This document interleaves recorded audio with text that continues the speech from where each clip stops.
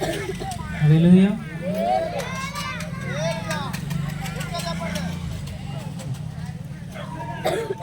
సరే, ఇక్కడ అందరూ కూడి ఉన్నారు కనుక అందరూ వాక్యంను చూడండి.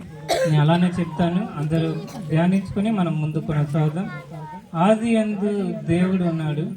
ఆది యందు దేవుడు భూమి ఆకాశమును సృజించి 6 దినములు మనిషికి కావాల్సిన ప్రతి ఒక్క వస్తువును, ఆకాశము, భూమిని, ఆ తర్వాత వెలుగును, చీకటిని వేరుపరిచారు. ఆ తర్వాత అనేకమైన కార్యాలు చేస్తూ భూమి మీద చెట్లను, పక్షులను, ఇలా అన్నిటినీ దేవుడు సృజించాడు. అన్నిటినీ సృజించిన తర్వాత దేవుడు ఒక మనిషిని సృజించాలి అని చెప్పి ఆలోచించి ఆదాము అనే వ్యక్తి, మొదటి వ్యక్తిని దేవుడు సృజించాడు. అలా ఆదామును సృజించిన తరువాత దేవుడు ఏం చేశాడంటే ఆదాముకు సాటి అయిన సహాయంగా అవ్వను సృజించారు. ఎవరు అని మనం గమనించినట్లయితే ఆదాము, అవ్వ. ఎవరు? ఆదాము, అవ్వ. ఇలా మోటి మానవులు దేవుడు పాపం లేని వారుగా దేవుడు సృజించిన తర్వాత వారిలో పాపం లేదు. వారిని ఏదైనా తోటలో దేవుడు ఉంచాడు. అలా ఏదైనా తోటలో దేవుడు వారిని ఉంచి, మీరు చెట్లన్నిటినీ తినండి, ఆ తోట మధ్యలో ఉండే ఆ మంచి చెట్టు మాత్రం తినొద్దండి అని చెప్పారు. అలా చెప్పిన తర్వాత వారిని ఆ ఏదైనా తోటలో ఉంచి ప్రతి దినం సాయంకాల సమయంలో వారిని చూడటానికి వచ్చి వారితో మాట్లాడి వెలుచుండేవారు. ఇలా దేవుడు మోటి మానవులైన ఆదాము, హవ్వ దేవునికి ఇష్టలుగా ఉంటున్న సందర్భంలో అపవాది ఒక సర్పం రూపంలో, ఒక పాము రూపంలో వచ్చి హవ్వను మోసగించి దేవునికి విరోధంగా పాపం చేయటానికి, ఆ యొక్క దేవుడు మాటకి విరోధంగా, ఆ యొక్క దేవుడు చెప్పిన మంచి చెట్టు ఫలం తినద్దు అని చెప్పి దేవుడు చెప్తే ఆ హవ్వను మోసం చేసి ఆ సర్పము హవ్వ చేత ఆ యొక్క పండుని తినిపిస్తుంది.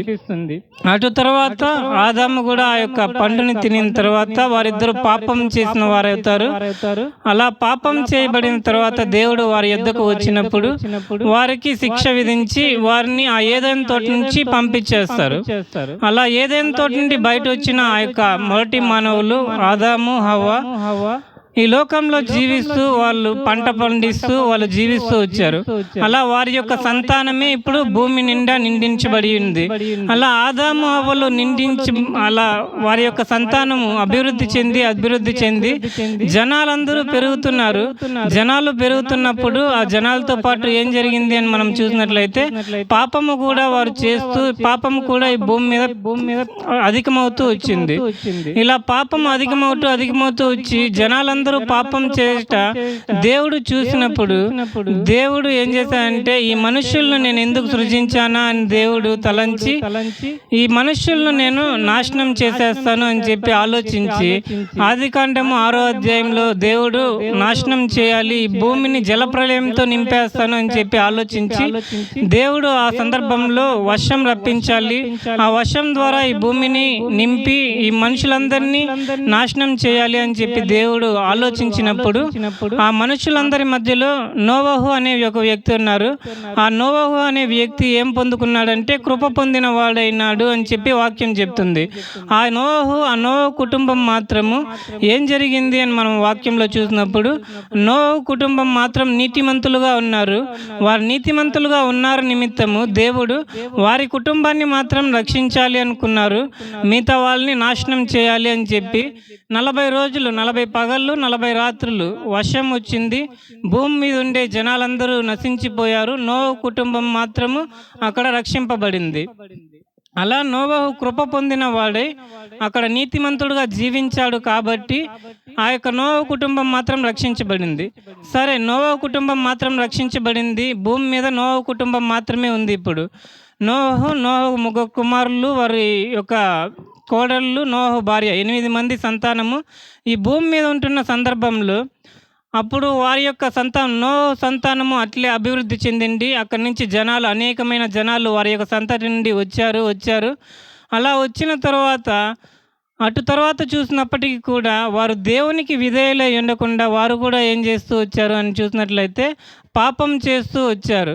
ఇలా జనాలు పాపం చేస్తూ భూమిని నిండిస్తూ ఉంటున్న సందర్భంలో దేవుడు మొదటిగా ఒకసారి భూమిని నాశనం చేశాడు. నోవహు కుటుంబాన్ని మాత్రం విడిచిపెట్టాడు, రక్షించాడు. అటు తర్వాత జనాల్ని ఇంకా నాశనం చేయకూడదు అని చెప్పి దేవుడు ఆలోచించి దేవుడు ఏం చేశాడంటే ఈ యొక్క పాపం చేస్తున్న వారికి పరిహారంగా ఎవరినైనా ఏమన్నా వీరిని రక్షించటానికి ఎవరినన్నా ఎన్నుకోవాలి అని చెప్పి దేవుడు ఆలోచిస్తుండగా ఆయన ప్రియ కుమారుడైన యేసుక్రీస్తుల వారు ఆయన ముందుకొచ్చి ఆయన ఈ లోకానికి ఒక మానవునిగా వచ్చి ఆ యొక్క మానవ స్వరూపిగా వచ్చిన యేసుక్రీస్తు మన కొరకు ఏం చేయాలి, తండ్రి యొద్దకు మనల్ని ఎలా, దేవుని యొద్దకు మనల్ని ఎలా చేరేయాలి అని చెప్పి దేవుడు ఆలోచించి యేసుక్రీస్తుల వారు ఈ లోకానికి మానవ రూపంగా వచ్చారు.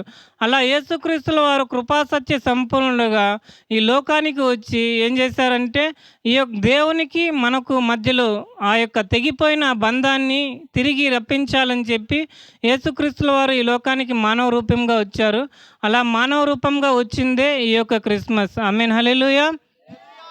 యేసుక్రీస్తుల వారు తండ్రితో సమానముగా ఉండుట విడిచిపెట్టకూడని భాగ్యమని ఎంచకుండా ఆయన ఏం చేశారంటే మనుషులందరూ పాపంతో నశించిపోతున్నారు, ఈ యొక్క మనుషుల్ని నేను దేవునికి, తండ్రి అయిన దేవుని యొక్క నేను దగ్గరగా చేయాలి అని చెప్పి యేసుక్రీస్తుల వారు ఆలోచించి ఏం చేశారు అంటే ఆయన కృపాసత్య సంపూర్ణులుగా ఈ లోకానికి వచ్చి ఈ యొక్క మనుషుల కొరకు అందరికీ, ఈ పాపంలో ఉంటున్న ఈ యొక్క మనుషులందరి కొరకు ఆయన ఏం చేశారంటే ఈ లోకానికి వచ్చిన ఆయన నీతిమంతుడుగా జీవించి, ఆయన నీతిమంతుడుగా జీవించటం మాత్రమే కాదు, మన కొరకు ఈ లోకానికి వచ్చిన తరువాత ఆయన మన కొరకు మరణించి ఆయన మరణం ద్వారా మనల్ని అందరినీ ఆయన యొక్క రక్తంలో శుద్ధి చేసి మనల్ని పరిశుద్ధులుగా చేయటానికి ఆయన ఈ లోకానికి వచ్చాడు. ఎందు నిమిత్తం ఆయన ఈ లోకానికి వచ్చారు? మనల్ని నీతిమంతులుగా మార్చి రక్షించటానికి యేసుక్రీస్తుల వారు ఈ లోకానికి వచ్చారు. అదే మనం మొదటగా చూసినప్పుడు నోవహు గారు నీతిమంతుడుగా జీవించాడు కాబట్టి ఆయన రక్షించబడ్డాడు. కాకపోతే ఇప్పుడుంటున్న మనమందరము నీతిమంతులంగా లేకపోయినను ఎందరైతే యేసుక్రీస్తుల వారిని నమ్ముకుంటారో ఆయన మన కొరకు, మన పాపముల కొరకు మరణించి తిరిగి లేచాడు అని చెప్పి ఎందరైతే నమ్ముతారో, విశ్వసిస్తారో ఆ నామమందు విశ్వసించిన వారందరూ రక్షింపబడడం నిమిత్తము ఆయన రక్తం కార్చి ఆయన విశ్వసించిన వారందరూ ఏమవుతారని వాక్యం చెప్తుందంటే రక్షింపబడతారు. ఆయన రక్తం ద్వారా మనం ఎలా తీర్చబడతామంటే నీతిమంతులుగా తీర్చబడతామని వాక్యం చెబుతుంది. యేసుక్రీస్తుల వారు ఈ లోకానికి వచ్చి ఆ యొక్క క్రిస్మస్ ద్వారా ఈ లోకానికి వచ్చిన ఆ యేసుక్రీస్తుల వారిని మనమందరం నమ్ముకున్నట్లయితే మనమందరము ఆ యేసుక్రీస్తుల ద్వారా నీతిమంతులముగా మార్చబడి రక్షింపబడిన మనకు యేసుక్రీస్తుల వారు ఏం చెప్పి ఉన్నారు అంటే పరలోక రాజ్యంలో మన కొరకు నివాసములు ఏర్పరచడానికి తిరిగి వెళ్ళి ఉన్నారు. యేసుక్రీస్తుల వారు ఈ లోకానికి వచ్చారు, మన పాపముల నిమిత్తం మరణించారు, తిరిగి 3వ దినమున లేచారు. తిరిగి 3వ దినం లేచిన తర్వాత తిరిగి పరలోకానికి వెళ్ళారు. అలా పరలోకానికి వెళ్ళిన ఆ యేసుక్రీస్తుల వారు ఏం చేస్తున్నారంటే మన కొరకు స్థలం సిద్ధపరుస్తున్నారంట. ఏం సిద్ధపరుస్తున్నారు? స్థలం సిద్ధపరుస్తున్నారు. పరలోక రాజ్యంలో స్థలం సిద్ధపరచడానికి యేసుక్రీస్తుల వారు తిరిగి పరలోకానికి వెళ్ళి మన కొరకు పరలోకంలో స్థలం సిద్ధపరుస్తున్నారు. ఎందరైతే ఆయన నామమును అంగీకరించి ఆయన యొక్క మరణము ద్వారా రక్షింపబడి పునరుద్ధానం ద్వారా ఆయన ఎందరైతే అంగీకరించారో వారందరికీ పరలోక రాజ్యంలో స్థానం ఉంటుంది. మన యొక్క లోక జీవితమే శాశ్వతమని మనము ఎప్పుడు అనుకోకూడదు. కానీ ప్రతి ఒక్క మనిషి పుట్టిన తర్వాత జీవిస్తాడు, జీవించిన తర్వాత చివరికి ఏమవుతారు? మరణిస్తారు. మరణించిన తర్వాతే మనకు నిజమైన ఈ యొక్క జీవితం ఉంటుంది. ఆ యొక్క జీవితము మనం యేసుక్రీస్తుని నమ్ముకున్నట్లయితే అది పరలోక రాజ్యము. ఒకవేళ యేసుక్రీస్తుని నమ్ముకున్నట్లయితే మనకు నిత్య నరకాగ్ని ఉంటుంది అని చెప్పి వాక్యం చెప్తుంది. యేసుక్రీస్తుల వారు మనందరినీ రక్షించడానికి ఈ లోకానికి వచ్చిన కారణాన్నే మనం ఈ యొక్క క్రిస్మస్గా జరుగుతున్నది కనుక అందరూ ఈ యొక్క వాక్యాన్ని విన్న ప్రతి ఒక్కరు యేసుక్రీస్తుల వారు నిజరక్షకుడని అంగీకరించి యేసుక్రీస్తుల వారు మన పాపముల నిమిత్తము మరణించి తిరిగి లేచారని మనం అంగీకరించినట్లయితే, మనము మరణించిన తర్వాత ఆయన యొక్క రాకడలో మనం ఏం చేస్తామంటే తిరిగి లేపబడి పరలోక రాజ్యంలో చేర్చబడతామని, ఆ యొక్క దినం నిమిత్తము మనమందరం క్రిస్మస్ దినంలో ఆయన యొక్క పుట్టుక నిమిత్తం మనం ఇక్కడ చేరి ఉంటుండగా, ఆ యొక్క జ్ఞాపకార్థంగా మనం ఇక్కడ చేరి ఉండగా, ఆ యొక్క పుట్టుకను మనం జ్ఞాపకం చేసుకొని, అలానే ఆయన యొక్క ఎందుకు ఈ లోకానికి వచ్చాడు అని మనం చూసాం ఇంతవరకు. దాన్ని జ్ఞాపకం ఉంచుకొని ఆయన నిజ రక్షకుడని మనం తెలుసుకున్నట్లయితే మనమందరం కూడా రక్షించబడి చివరికి పరలోక రాజ్యంలో చేర్చబడతామని ఈ మాటలు దేవుని యొక్క మాటలను చెబుతూ ముగించుకుంటున్నాను. దేవుడి ఈ మాటలను ఆశీర్వదించి దీవించునుగాక. ఆమేన్. సమయం ఇచ్చిన దైవజనులకి సమయాన్ని అప్పగిస్తున్నారు.